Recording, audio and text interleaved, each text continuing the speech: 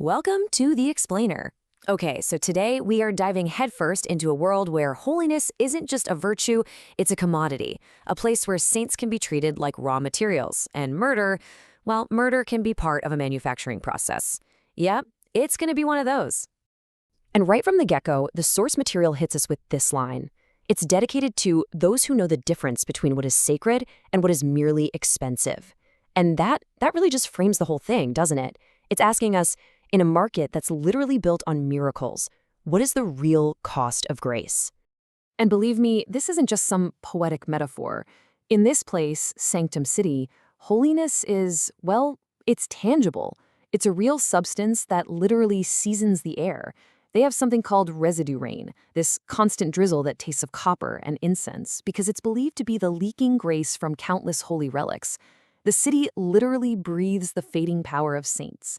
It's a constant reminder of the economy that makes this whole world turn. So when you've got a world where sanctity can be bought and sold, you're going to need an expert, right? Someone who can tell the real deal from a cheap knockoff. You need an authenticator. And our guide through this strange city is a woman named Rosa Lázaro. Now, you see, most authenticators, they make a big show of it. It's all laying on of hands, closed eyes, slow breathing, very theatrical. But Rosa, her gift is different. It's immediate. It's visceral. She doesn't touch grace, she smells it. To her, a forgery reeks of candle wax and disappointment. But the real thing smells like, and I love this description, forgiveness before forgiveness. So everything kicks into gear when this totally unremarkable guy, Matthias Call, shows up. He brings Rosa a knife, but this knife, it breaks all the rules. It doesn't smell like a real relic, but it doesn't smell like a fake either. It smells like something completely new. And honestly, something utterly terrifying. Yeah, this quote really nails the paradox. The knife smells like grace that had been forced into existence by catastrophic circumstance. Think about that.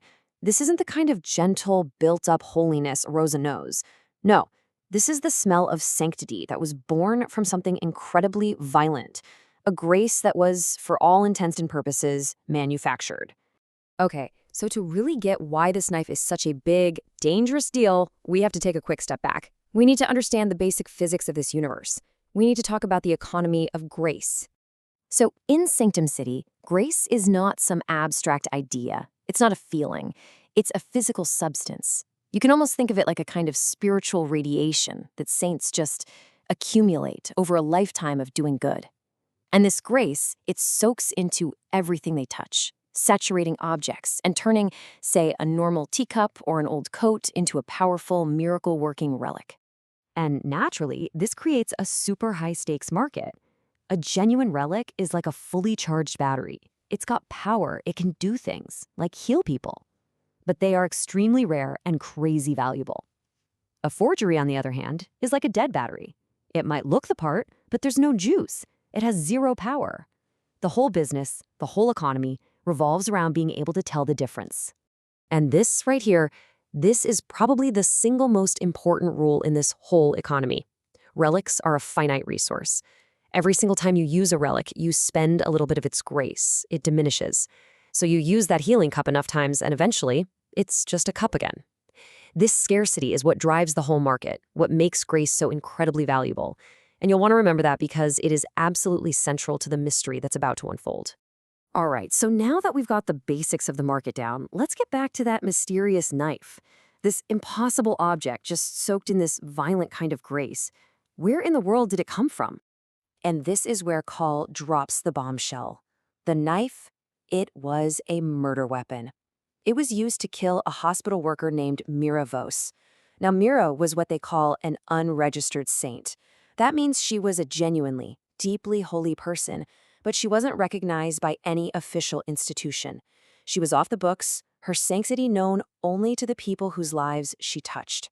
So yeah, her holiness wasn't written down in some official registry, but man was it felt. And this number, 47, is all the proof you need.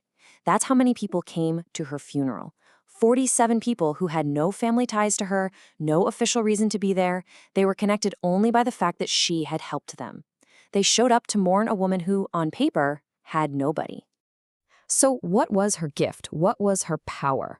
It wasn't about flashy, dramatic miracles. It was something much quieter and maybe even more powerful.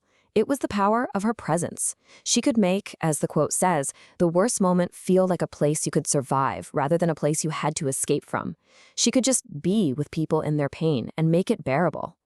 And this is where the story takes a really dark turn. Because Mira Vos's murder, it wasn't some random act of violence. It was methodical. It was an industrial act, a calculated step in a secret, horrifying production line. This leads us to a horrifying question, one that's at the heart of a conspiracy whispered about on the streets, a conspiracy called the manufacture. We know that a saint's martyrdom creates the most powerful relics, right? So, what if you could manufacture a martyrdom? What if you could control the supply chain by engineering those deaths yourself? The whole process is just chillingly systematic. First, scouts go out and identify these unregistered, genuinely holy people. Then, the candidate is monitored, basically to verify the quality of their grace. Once they're approved, a martyrdom is engineered. A murder is planned. They even place specific objects nearby, ready to be soaked in that final, super potent burst of grace.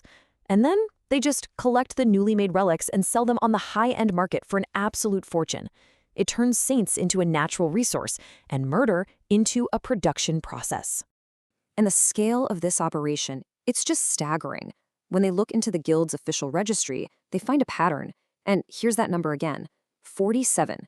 47 suspicious, thinly documented cases of these incredibly powerful relics, all with these vague backstories just rubber-stamped and pushed through the system. This conspiracy has been running for a long, long time. And the corruption, it goes all the way to the top. It turns out the person running this whole monstrous operation is none other than Ingrid Velassi, the disciplinary chair of the Guild of Authenticators. The very person whose job it is to ensure the integrity of the market is the one flooding it with murder relics, using her power to make them seem legitimate. But the story doesn't really end with just solving the crime. It goes deeper. It becomes about the legacy of that grace. What does that power, so violently captured in the knife, actually do to the person who carries it? Well, this is how Call puts it after carrying that knife for just 3 weeks. I'm not sure whether to call it changed or infected. He feels this fundamental shift deep inside him, and he can't tell if it's a good thing or a bad thing, a blessing or a curse. He's been completely transformed by Mira Vos's grace. And this really breaks down what that transformation looks like. Before, Call was a professional thief. He relied on what he called necessary detachment. He could keep things at arm's length, morally. But after carrying the knife, that detachment is gone. He finds himself compelled to be present for other people in their worst moments. The knife didn't give him superpowers. It gave him her gift. It's like the grace isn't just a power source, it's a personality, an entire way of being that literally infects its new host. And that just leaves us with this huge, unsettling question. This knife was a murder weapon. It's an object born from a truly monstrous, evil, and cynical operation.